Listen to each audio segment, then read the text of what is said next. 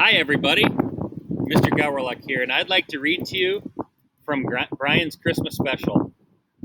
Brian's Winter. This is Brian's Winter. It's one of the great stories of American literature, and I know you're going to love it. This book was written for all readers of Hache and The River, who wrote, I received as many as 200 letters a day. They wrote to tell me that they felt that Brian Robeson's story was left unfinished by his early rescue. They said it became really hard going, and they asked, what would happen if Brian hadn't been rescued? What would happen if he had to survive a winter? Since my life has been one of survival in winter, as I ran 2 Iditarods and I hunted and trapped as a boy and young man, this challenge became interesting to me.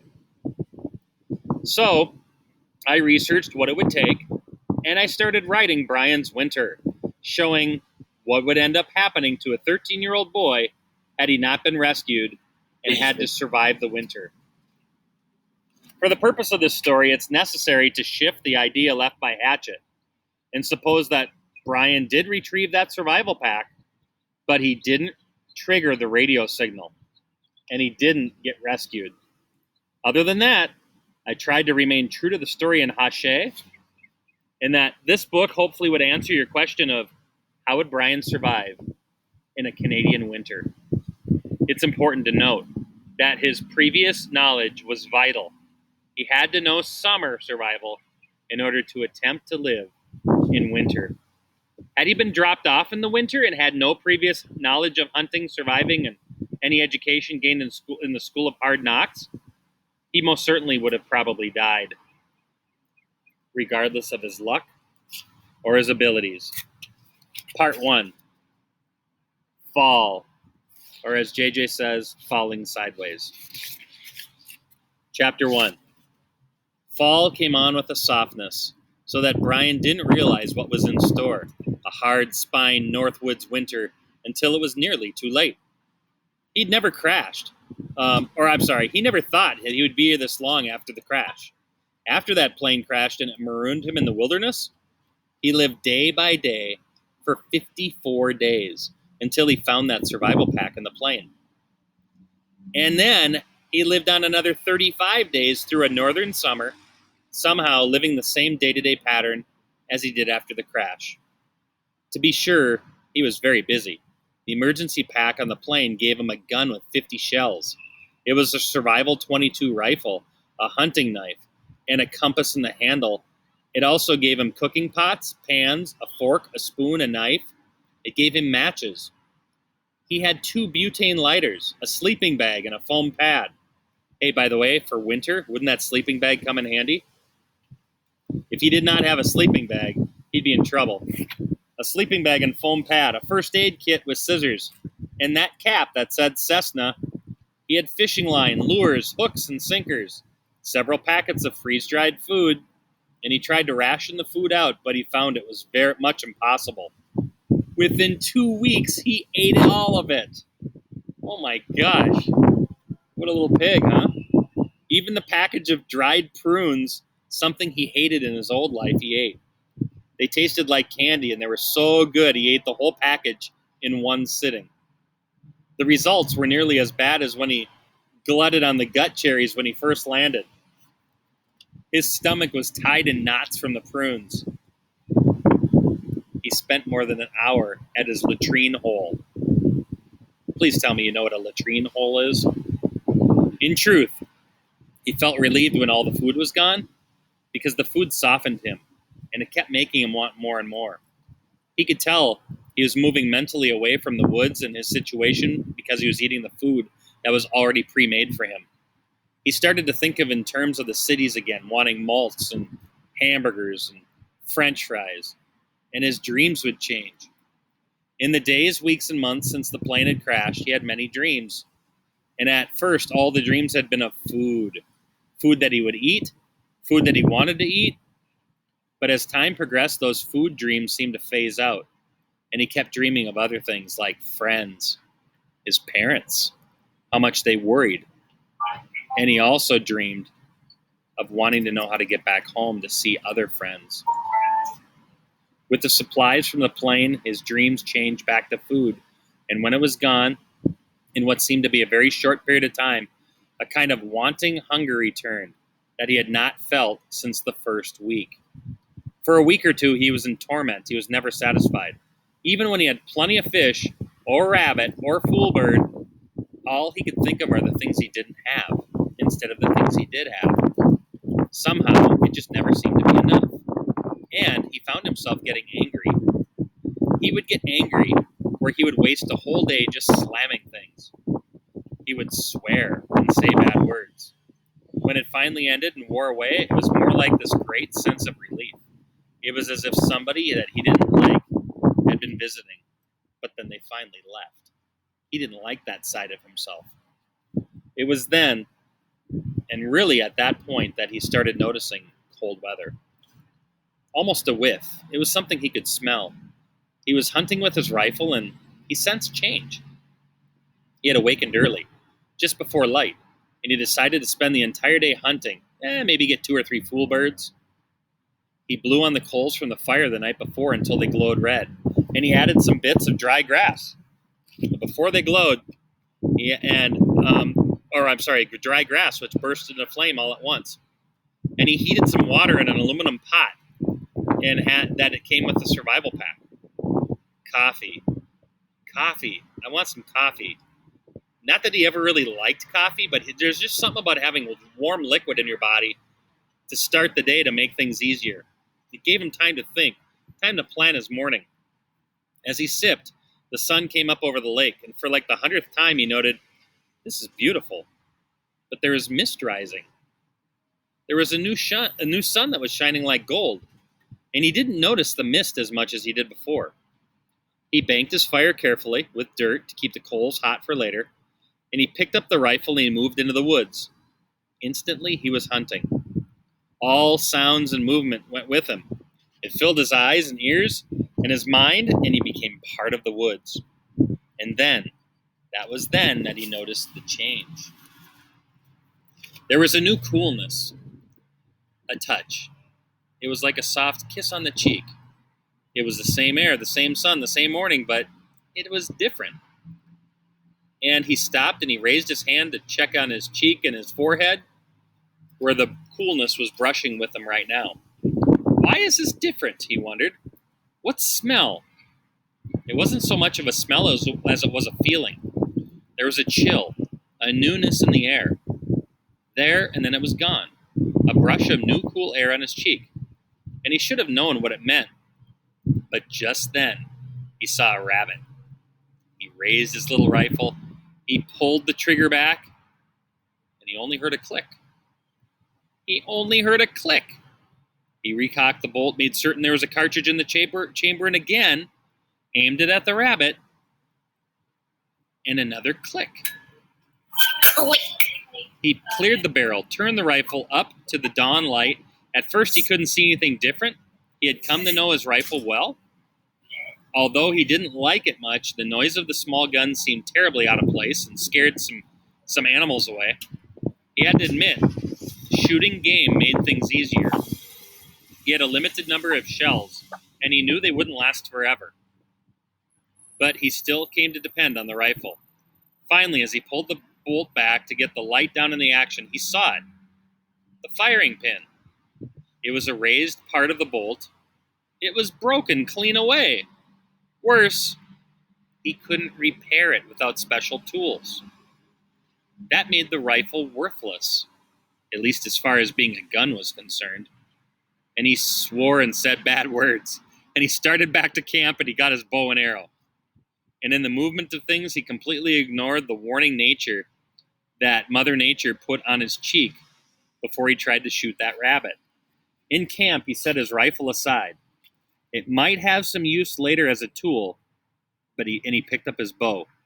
He had come to depend on the rifle too much, and for a moment the bow and a handful of arrows felt kind of unfamiliar. Before he was away from camp, he stopped and shot several times at a dirt mound. The first shot missed by 2 feet.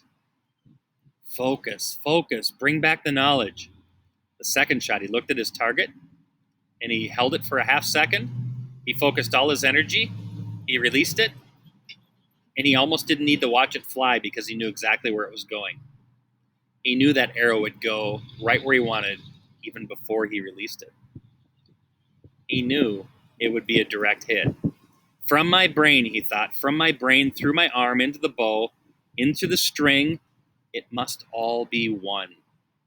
3 more times he shot, and those arrows drove deep into the center of the earth, and he was satisfied. He left his camp again. He put the sleeve quiver made from his old windbreaker on his right shoulder, and he walked slowly. He listened as he saw the curve of the back of the rabbit that he had left behind earlier.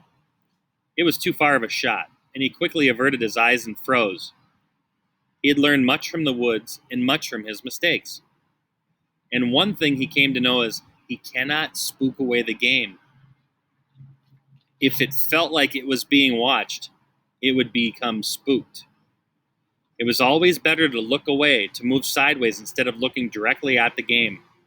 And he worked now to the left, letting the brush cover his movement until he was no more than 15 feet from the rabbit.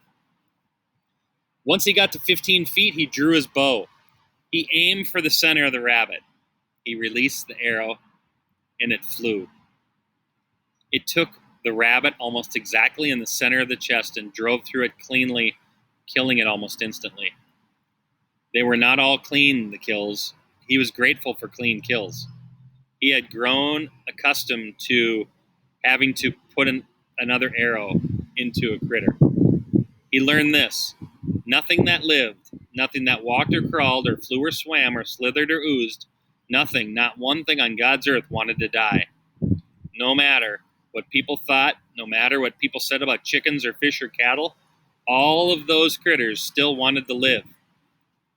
But Brian had become a part of nature. He'd become a predator, like a two-legged wolf. And there was a physics to it, a basic fact, almost a law. For a wolf to live, something else has to die. And for Brian to live, it was the same thing. His body was a machine, and it needed food, it needed calories, and something had to die. But sometimes it didn't go well. Sometimes the arrow didn't hit a vital place, didn't hit the heart, didn't hit the lungs, and the animal might die more slowly. But that first time that it happened, it was kind of a panic. He shot a rabbit. It tried to run, and it flopped, and he had to put another arrow into it, the poor thing, until it finally died. And he cooked it, and he ate it, as hunger forced him to do. And the rabbit tasted like wood, and it made him so sick he nearly threw up. That was the thing that he liked about his rifle. It killed quickly. It caused a wound and a shock that stunned as it killed. But he was once more with the bow now, and the silence of it brought him back to being part of the woods, and he moved easily as he carried the dead rabbit back to camp. It was afternoon by the time the fire rekindled, and he set to clean out his rabbit. Much had changed since he retrieved that survival pack. He had a hunting knife now. That made cleaning game much easier and faster. He wasted nothing. He used his knife to split the rabbit down the middle of the... Oh my goodness, I don't think you want to hear this. He used his knife to split the rabbit down the middle of the belly and skinned it carefully and gutted it using the curve of the knife to clean out the cavity. The head and the lungs and intestines and stomach and liver he set aside for fish bait, as well as the heart. Then he cut up the body into pieces, carving around the joints, and put them in a pot with fresh lake water, which he boiled. He found it had the best taste if he would boil everything. Initially, he used to cook his meat over the fire with a stick, but he realized that was the wrong way to cook. The flame, it would heat up the meat and the juices, but what happened was the vitamins and the nutrients, they would drip into the fire, and he'd lose all that. Everything would be wasted. But if he boiled it, he knew that if he could make a stew, and he could drink the juice broth, which not only was like soup, but something he could sip on as well. He leaned against the back rock wall next to the shelter opening. He took a minute to think about the white meat that he just cooked. It was amazing how little time he had to do that, and it seemed longer than he wanted. It seemed longer when he was in the woods. He marked that he was 68 days counting since his plane crash, and there was more that he had to do. Firewood seemed to be an endless chore, and he had to keep the fire going, whether it was there or not. And since he had burned all the easy wood, all the wood that was close to camp, it took longer to bring in wood, and he had to drag it from further out. But that wasn't all of his life, and it seemed that everything he had would double in time. He would get up, check his fishing lines. He would remove any fish to store in his live fish pool. Then he would air out his sleeping bag and tend to his toilet. And he'd hunt for day's meat and clean it. If he made a kill, he often didn't. He'd cook it and stretch the hide. If it was a rabbit, he had to dry and dry it and eat, and then bank the fire for the night. And another day would be just gone like that. Just stopping to sit and think was a rare thing. At first, he didn't like it much because it brought back memories and it made him homesick. It made him miss his mom, and it made him miss his dad, and it made him miss his other life. But now he would relish his time. He would spend time he called visiting his former self and his other world. He would visit with his mother or father, sometimes a friend, or even a movie star, or a rock star. Sounds like he was talking to himself, I think. Initially, he was worried he might be going crazy. Why? Why would you doubt that yourself going crazy? But then he decided, if you're crazy, you weren't really crazy, because he had heard somewhere that crazy people didn't know that they were insane. So he decided he's just going to keep doing what he does. And he went ahead with his visits. He sat down and visited with his mom. He looked across the lake, and he let his eyes go out of focus, and he could visualize her face. He could hear her laugh. And he sat chatting with her in his mind. He asked her how she was doing. She asked him how he was doing. He told her of his life right now, and she was surprised to see that he was able to gather meat and cook it. Boy, he's having a hard time, isn't he? Brian took the pot off the flame to cool and went down to check the fishing line. There was a small panfish on it. There were bluegills, and he took off the hook and put it in the holding pen with the others. It was only saved food. The little pool of fish, no matter how small the fish, he kept everything. He learned that as well, that food was everything. Everything. And none of it, not even the smallest fish, he could let it go. When he arrived at the shelter, the meat and the broth had cooled and he ate it quickly. Flies had come when he gutted the rabbit, and they stayed for dinner while he ate. Yuck, I hate those flies. He brushed them away as he ate the meat from the bones, and he drank the broth. He had a full quart of broth. They followed him as he went back to the lake to clean the pot, and they only left him when there wasn't a smell of food anywhere in the area. He stacked wood for the night's fire, and he made his bed by restacking the mattress of pine boughs. And he unrolled his sleeping bag and foam pad. And here he got another warning that he would ignore again. He slid into the bag and turned so that he felt the heat from the fire on his face coming through the opening, and it didn't feel uncomfortable. He snuggled into the bag, and he was so glad for the warmth of the sleeping bag, and he thought this is the first time he'd felt glad for heat this year because it was growing colder. But something eluded him. He closed his eyes, and he went to sleep like a baby. So, I'll be on chapter 2 next time. I hope you enjoyed that first chapter. And I'm going to now stop the recording.